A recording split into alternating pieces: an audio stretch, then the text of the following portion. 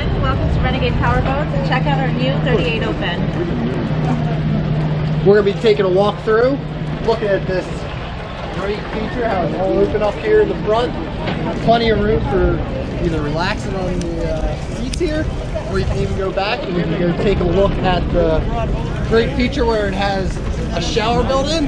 I haven't seen one in this on any of the boats, which is really exciting. It's a great idea. You're swimming, you want to get the salt grime off of you when you get back in the water. This boat is also equipped with the SureShade MTX 2, the stainless steel manufacturing unit. You can put those two clips in, we're going to bring it in, come with the first step,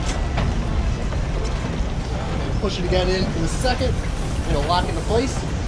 When we're bringing it out, we get our hands here on the two stickers that say push here, and that's going to let you bring it out to the first section. Then we'll step up again, and we'll pull it out into the last section. It locks in place, and it keeps you protected from the sun.